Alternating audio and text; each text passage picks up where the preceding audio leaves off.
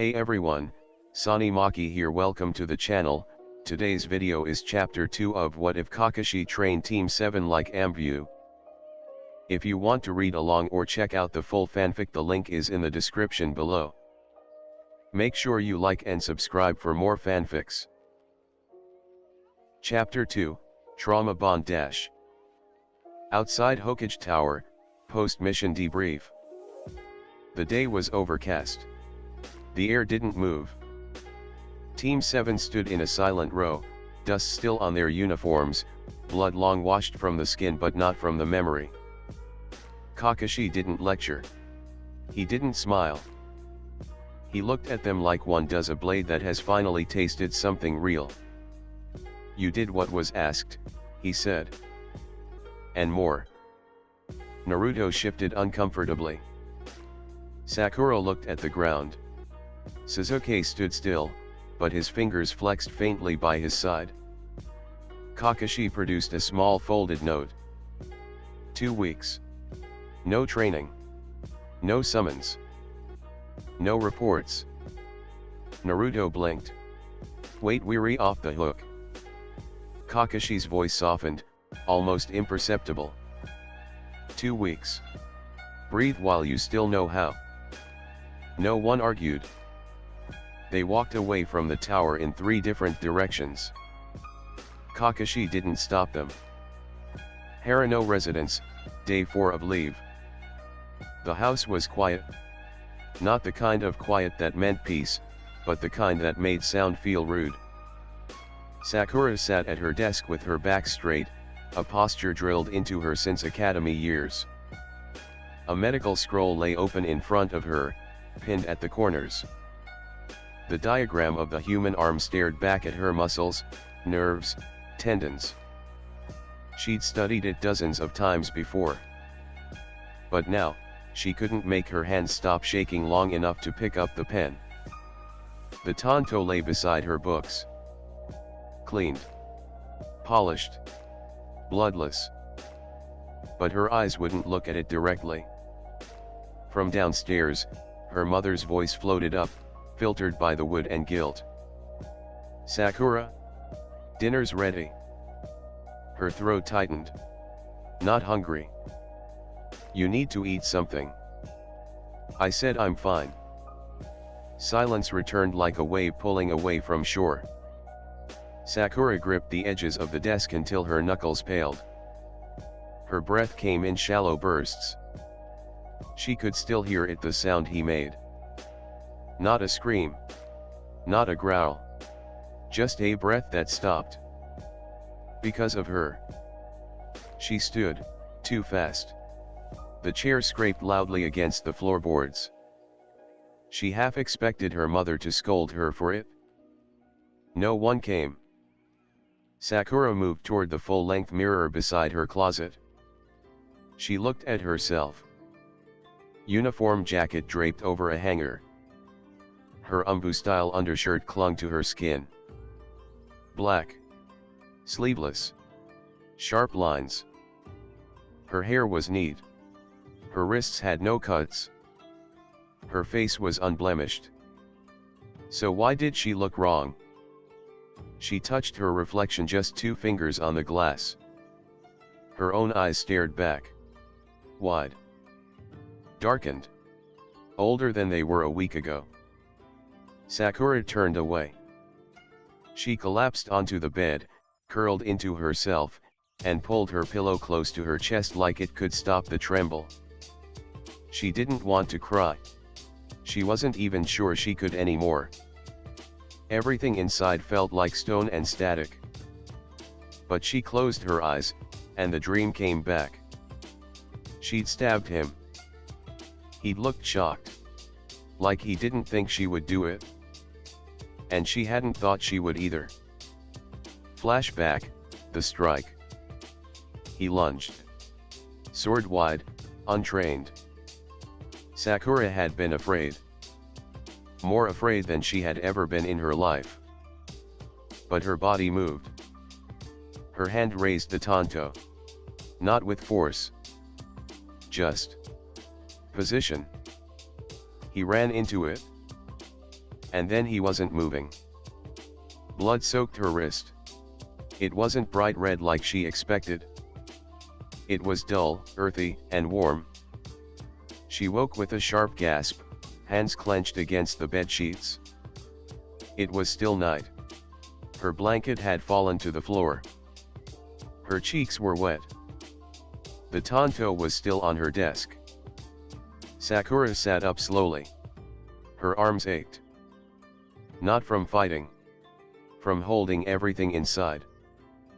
She reached under her bed, pulled out a small lacquered box, and opened it. Inside were her school medals, the headband she wore the day she graduated, and a photo of her and Ino, pre-academy. All wide smiles and scrapes from climbing trees, long before the words mission, kill, or chakra control had meant anything.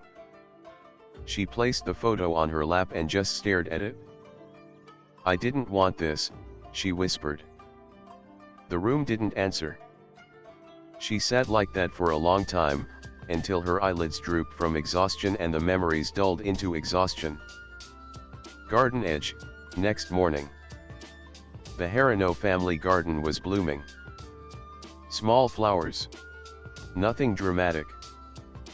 But the soil smelled rich from the rain, and the petals felt softer on her fingertips than any fabric. Sakura sat cross-legged in the dirt, still in her sleep clothes, barefoot. She'd brought the tanto with her. Not to bury it. Just to sit beside it. Not fear it. Not forget it. Just to let it be what it was. Her mother watched from the kitchen window and didn't interrupt. And for the first time in days, Sakura took a full breath.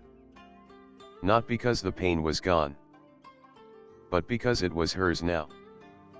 He blanket and cried where no one could hear her. Uchiha District, morning twilight. Mist clung to the broken stones like silk over scars. The Uchiha District hadn't changed. Still quiet. Still abandoned. Still frozen in the same breathless moment from years ago, the one where time fractured, and Sasuke had been left behind. He walked the shattered pathway barefoot. No armor. No mask. Just a sleeveless training shirt, black joggers tucked into wrappings. The Kusanagi blade hung in his left hand like an afterthought. His fingers weren't trembling. But they weren't still either. He found the foundation of the old clan dojo, a wide stone slab crisscrossed with cracks and weeds. It used to be swept daily. He remembered his father standing there, arms folded, posture iron straight. Again. Sasuke didn't need the command this time. He stepped into stance.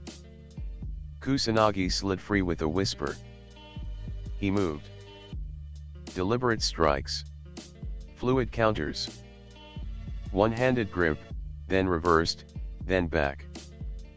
The blade cut the air like it remembered how. Like it knew what it was made for. But Sasuke's motions weren't clean. Not quite. Because something echoed underneath them, a hitch in the wrist, a pause between breaths. Like the sword wasn't only cutting the air, but something inside him. He stopped after the 30th strike. The silence rushed in again, deafening. He hadn't screamed. He hadn't begged. He just looked surprised. I killed him, and he looked surprised. Sasuke stared at the blade's edge. It was flawless. Still sharp.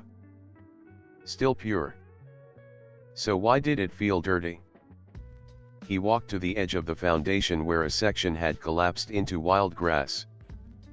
He sat there, Kusanagi laid across his knees. The steel reflected the dawn light dimly. A falcon's cry rang out above, sharp and distant. Sasuke didn't look up. If I had killed Itaka like that, he muttered, would it have meant anything? The words hung in the mist. He wanted the answer to be no. But that wasn't true. He wanted the answer to be yes. But it wasn't that either. He didn't know. And that bothered him more than anything else. Flashback, the moment. The man lunged from behind, a blade overhead. Sloppy. Predictable. Sasuke had turned, sidestepped, and driven his sword up beneath the ribs. One motion. Fast. Clean. He felt the breath leave the man before the blood even touched his gloves. And when the body fell, he hadn't spoken. Hadn't blinked. He just stared down like he was still waiting for it to mean something. Later that night, Uchiha Garden Shrine. The small meditation shrine behind the district was overgrown with moss. Sasuke knelt before it, hands on his knees, head bowed. He used to think praying was pointless. But now he just needed stillness. No revenge. No drills. Just silence that wasn't empty. He placed a single offering of polished river stones in front of the shrine. It wasn't tradition. It wasn't Uchiha custom. It wasn't anything. But it felt like something. When he left, Kusanagi was strapped cleanly to his back. His steps were quieter. His face unreadable. Naruto's apartment, evening, day 5 of leave. The lock clicked as the door swung open with a creak. Naruto stepped inside without turning on the light. The faint glow of the setting sun filtered in through the blinds, casting shadows like bars across the floor. He dropped his gear bag by the wall with a heavy thud. The silence pressed down on him like a weight. Ramen cups littered the table. A pair of worn sandals sat abandoned near the foot of the couch. On the windowsill, a wilted potted plant leaned toward the last light of the day, thirsty and forgotten. Naruto kicked off his boots and collapsed onto the floor, back against the wall. His uniform was still half-zipped. His collar smelled faintly of pine sap and cold steel. He didn't change. He didn't move. Just sat there, watching the shadows stretch. The sword leaned against the far wall wrapped in the dark cloth Kakashi had given him. His katana. The one he'd used. His eyes lingered on it like it might start whispering. Minutes later, 3 shadow clones poofed into place around him, uninvited. The first grinned. "Come on, let's spar. You're slipping." The second flipped onto the couch. "We could hit the bathhouse. Pretend none of it happened." The third crouched in front of him, eyes wide, pantomiming the kill move in slow, exaggerated detail. "Remember when you did this? Kinda like SHNK. Pretty clean, actually." Naruto dispelled all 3 in the same breath. The room echoed with silence again. But now it was colder. He stood, walked across the room, and knelt by the sword. His hand hovered over it hesitant. Then he gently picked it up and carried it to his bed. He didn't unwrap it. He just placed it behind his mattress like something sacred. Or dangerous. He sat back on the floor. Rested his forehead on his arms. And breathed. "I didn't want to. But I did. Because if I hadn't..." He squeezed his eyes shut. "If I hadn't, Sasuke would have been the one." Flashback, the kill. The bandit had come from behind the crate's blade raised. Sasuke was exposed. Naruto didn't think. Didn't aim. He just threw. The blade hit. Deep. The man fell. And Naruto stood there, staring. Watching. Waiting for something. A scream. A sign. A voice in his head saying, "It's okay." None came. Only the sound of his own breath, ragged in his throat. Later that night, a visitor. A gentle knock at the door. Naruto didn't answer at first. Another knock. He stood sluggishly and opened it. Iruka stepped inside with a small takeout box in hand. Thought you might forget to eat? Naruto gave him a ghost of a smile. Wasn't planning to eat? Iruka nodded and sat on the edge of the couch. Naruto stayed on the floor. They didn't talk for a while. Then Iruka said, "Your hands. Still shaking?" Naruto looked down. They weren't now. But they had been. It wasn't like I thought it would be, he said quietly. Not glorious. Not cool. Just fast. And horrible. Iruka looked at him, not judging. That's good. Naruto blinked. Good. It means you still care, Iruka said gently. There's a line between those who remember what it means to take a life, and those who stop noticing. He placed the food beside him. Don't cross that line. Later that evening, Naruto sat on the rooftop, feet dangling off the edge, hoodie pulled up against the wind. The village glowed in scattered lantern light. Families were eating. Couples were walking. Life went on like nothing had changed. But Naruto had. His fingers rubbed at the scar on his left glove, the one from training, not battle. He liked that one better. It felt earned. He leaned back, eyes half-lidded. I'm still me. I'm still me. I'm still. And for once, even if just barely, he believed it. Konoha Park, evening, day 10 of leave. The bridge creaked under Naruto's weight as he sat hunched over the railing, hoodie hanging loose around his waist, hands dangling. The lanterns in the park had flickered to life, casting soft gold over the path and the rippling surface of the pond below. The village felt quieter than usual. He'd been there a while, watching the world move on, like it hadn't noticed he was different now. Like the world hadn't changed. But he had. Inside him, something was stirring. Not violently. Not angrily. Just there. Waiting. Present. It wasn't a voice. Not exactly. It wasn't words. It was more like pressure, like standing too close to a flame that hadn't burned yet. Since the mission, that hum under his skin had grown louder. He remembered the kill. He remembered the way his heart had slowed, not sped up. His hands hadn't trembled right away. They just clenched. Ready for the next one. The next. And Naruto-kun. He jumped slightly at the voice. Hinata stood at the edge of the bridge, her hands wrapped around a small paper bag, sleeves fluttering slightly in the breeze. She looked unsure, like she'd expected him not to be here or maybe not to want company. He blinked slowly, then scooted over and nodded without speaking. Hinata sat beside him, careful, respectful. She placed the bag gently on the ground between them. I brought some onigiri, she said. I didn't mean to interrupt. You didn't, he murmured. Thanks.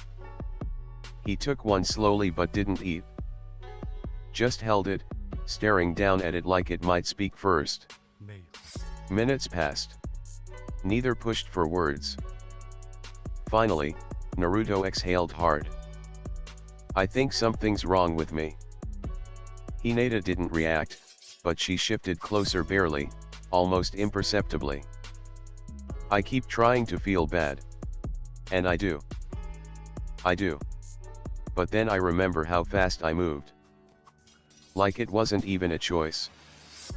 He gripped the rice ball tighter, fingers whitening.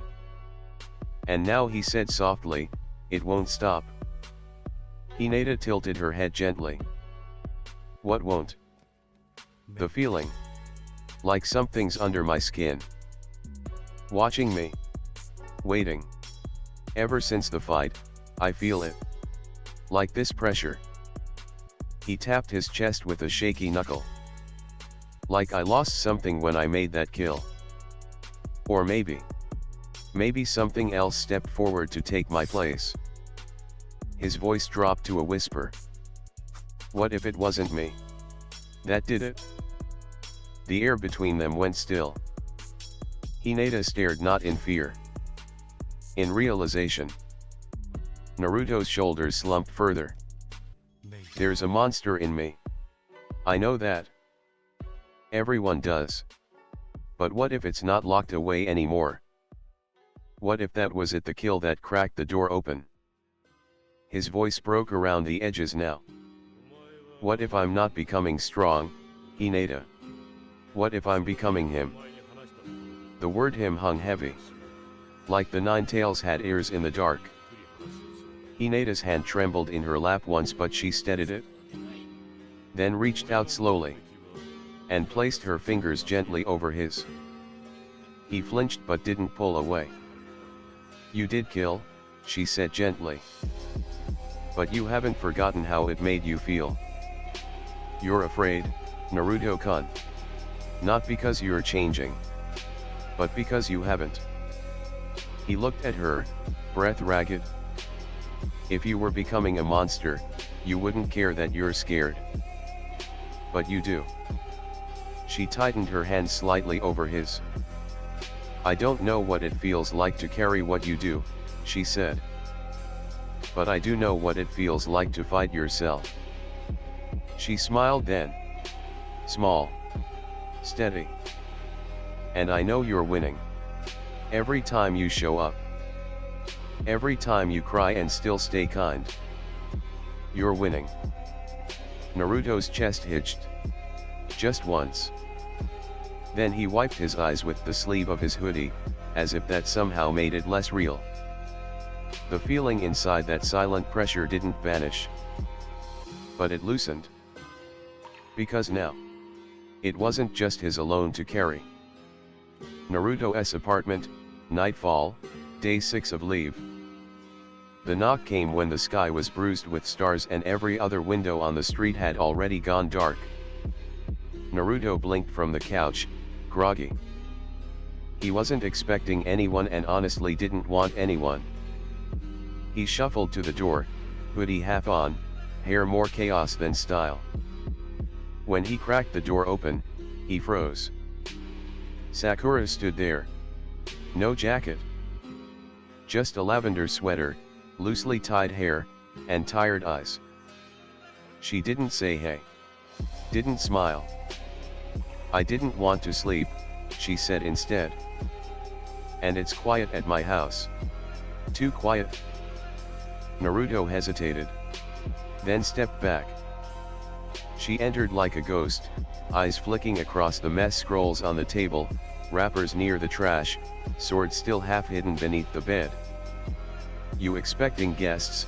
She asked quietly. Nah. Naruto rubbed his neck. Kind of gave up on that idea a long time ago. Sakura sat on the edge of the couch. Not stiff, just tense. Like every part of her was pulled a little too tight. Naruto hovered by the wall, unsure what to say. After a long pause, Sakura pointed at the sword. That's the one, right? He nodded. Sometimes I swear it breathes, he murmured. Sakura looked at him, really looked. Then she unrolled her sleeve slightly. A thin bandage was wrapped around her forearm. Discreet. Clean. Shame tucked into cotton. I wake up with the grip still in my hand, she said. Fingers locked.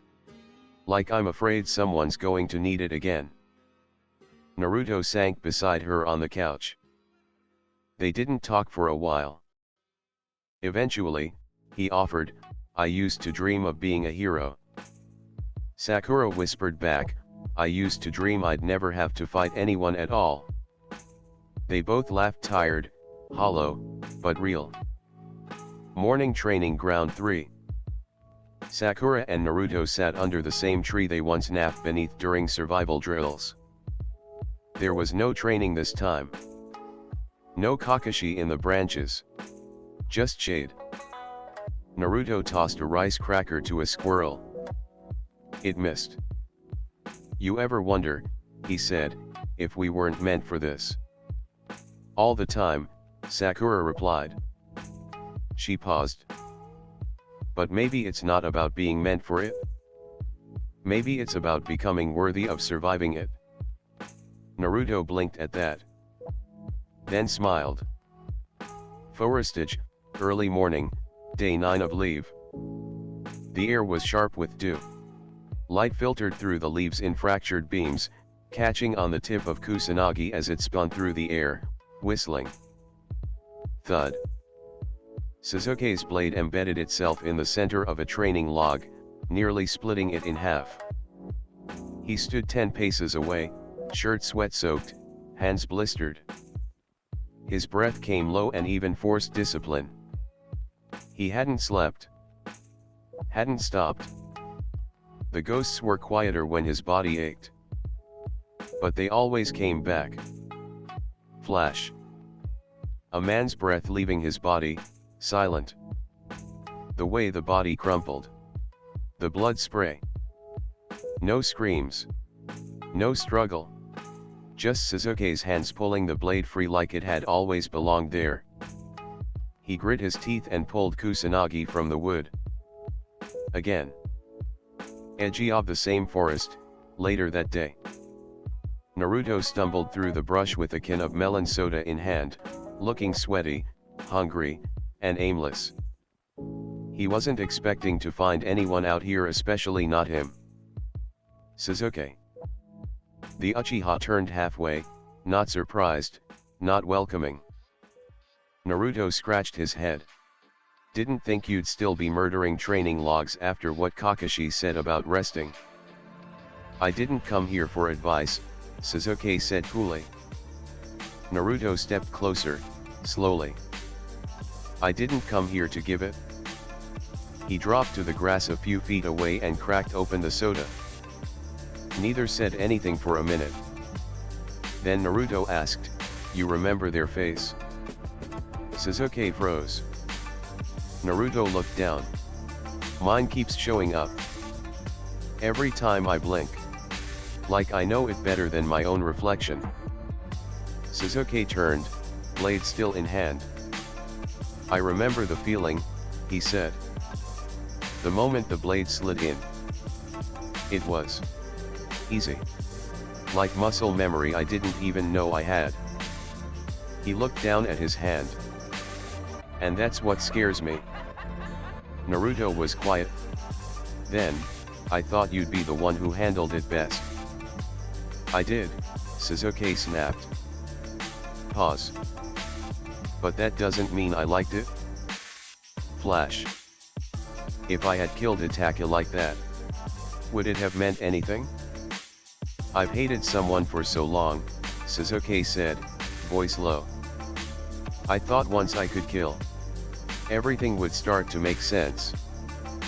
But this? That man in the forest? He wasn't my brother. He didn't do anything to me." Naruto looked up at him, not judging.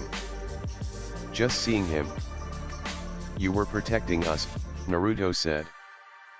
Sasuke's lip curled. "That doesn't make it clean." "No," Naruto said.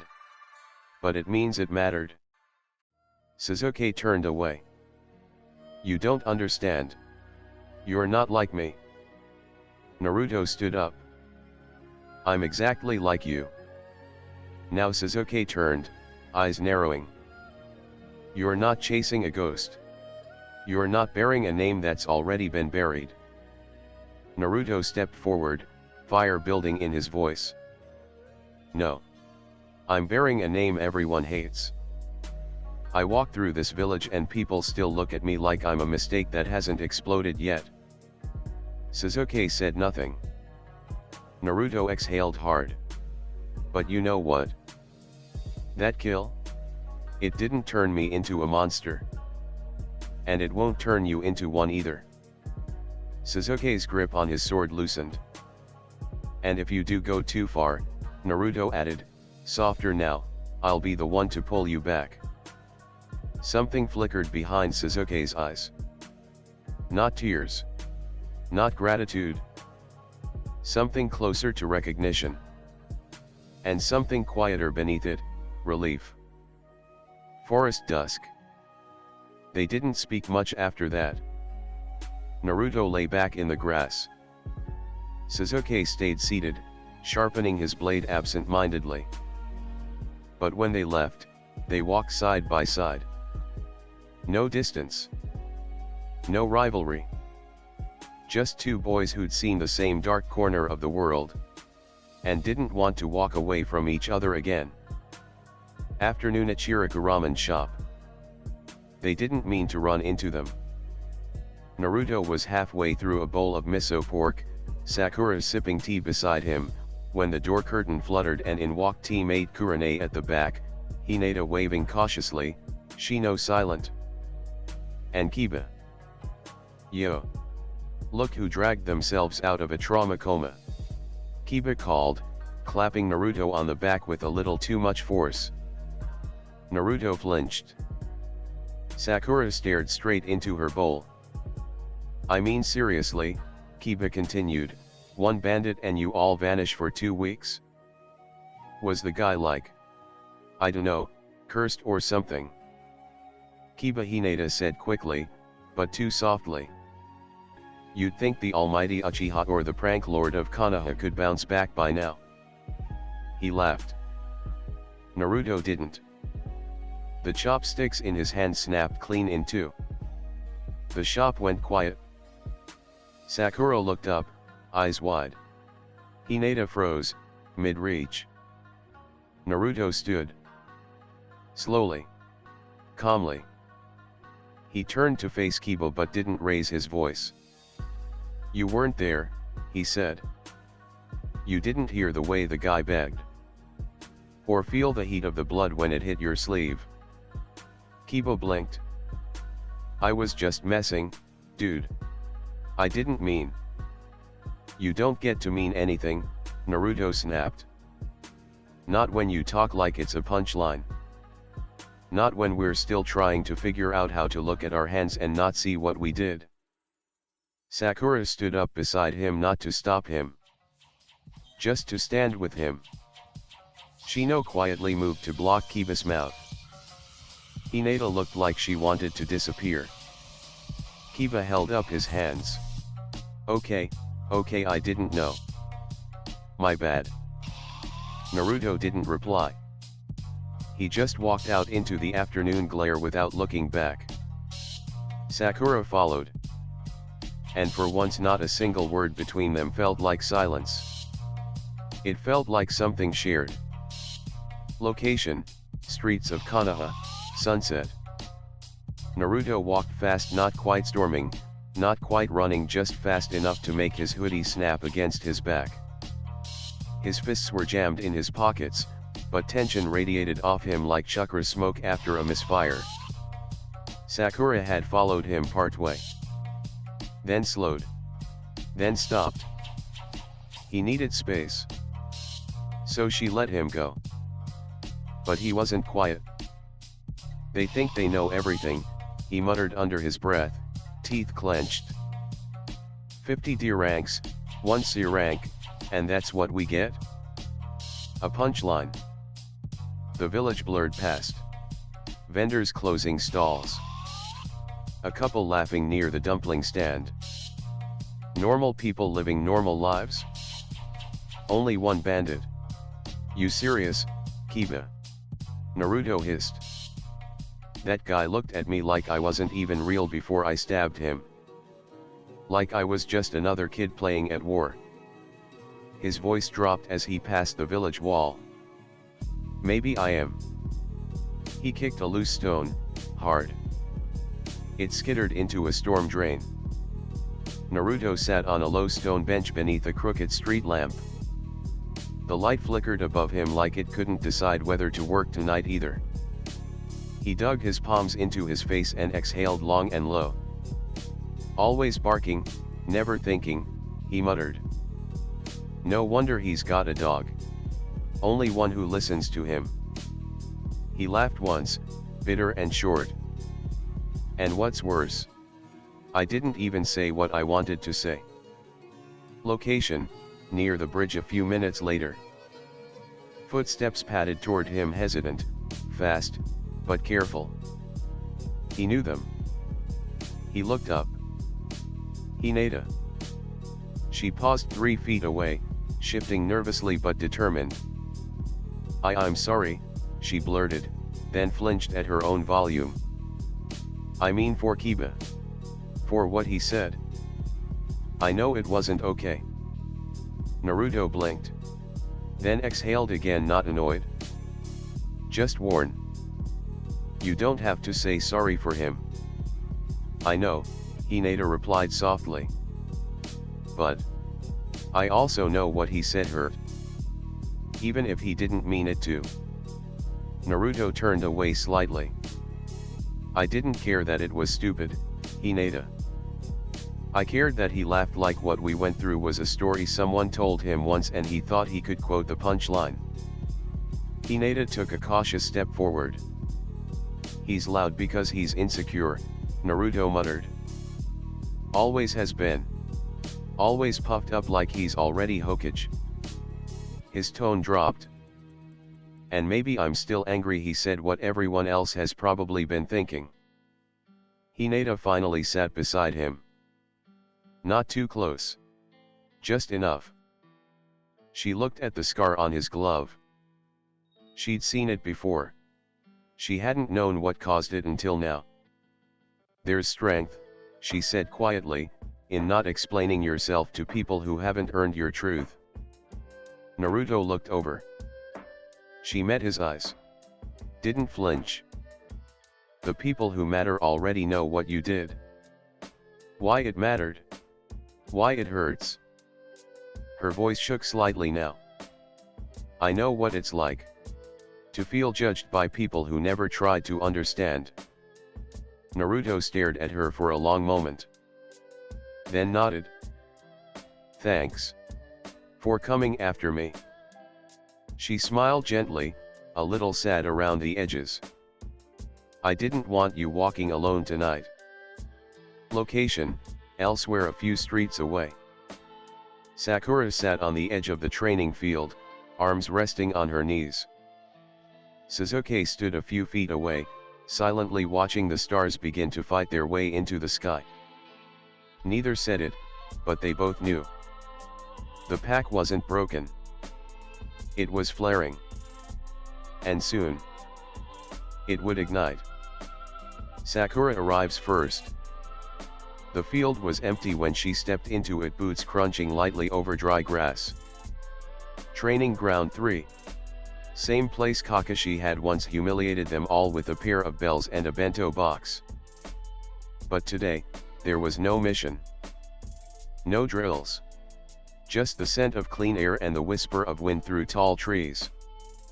Sakura laid out a thick picnic blanket beneath the largest tree and set down a thermos, 3 cups, and a small box of mochi she'd made that morning. She wasn't sure if either of them would come. But she'd sent the message anyway. I'll be at the field. No training. Just come if you feel like it. Now she waited. Naruto joins. Naruto showed up second, dragging his feet a little, hood halfway on, a bag of senbei crammed under his arm. He looked like he'd lost an argument with his own reflection. Sakura gave him a quiet smile. You made it? He didn't meet her eyes right away. Just sat down on the edge of the blanket with a sigh. Figured the floor in my apartment wasn't gonna get much more insightful. She passed him a cup of tea. Don't expect anything deep here either. He smiled faintly. Good. They sipped in silence for a while. No pressure. No questions. Just air between them that didn't feel so sharp. Then a voice from the tree lean cut through. You forgot this. Sasuke tossed a pouch down onto the blanket, dried berries, neatly wrapped. His face didn't shift, but his eyes did flick once to Sakura's. She blinked. You came. You said there was food. Naruto snorted. Wow. Sentimental as ever. Sasuke sat down without another word. The three of them. Together. Not in formation. Not preparing. Just present. Laughter between scars. Half an hour later, something shifted.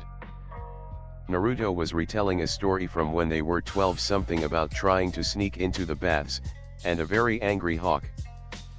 And the guy's towel flew off, and he chased me with a ladle. I thought I was gonna die naked. Sakura laughed out loud, not a polite chuckle, but something raw. Real. Naruto stared at her in disbelief. Did I just make Haruno? Sakura snored. Shut up, she said, wiping her eyes. I haven't laughed in weeks. Even Sasuke cracked the corner of a smile. You sound like you inhaled a flute. Shut up, both of you. For the first time since their mission, the tension broke. Not with a bang but with breath. With warmth. With memories that didn't ache. The silence that meant something. As the sun drifted lower, none of them left. Naruto leaned back, arms behind his head. Sakura watched the clouds roll lazily overhead. Sasuke sat cross-legged, eyes half closed, listening to nothing in particular. No one was trying to fix anything. No one needed to talk about the kill. The trauma. The nightmares. Because somehow in this stillness they were already speaking. With their presence. With the space they shared. With every small inhale that didn't hurt. Sakura leaned back against the tree, voice soft. We're not okay. The boys didn't argue. She looked up at the rustling leaves overhead. But maybe we don't have to be. Not yet. None of them spoke. They didn't have to. They just stayed. And for now, that was enough. Hey guys, Sanimaki here. Thank you for watching till the end. If you want more videos like this, make sure to like and subscribe.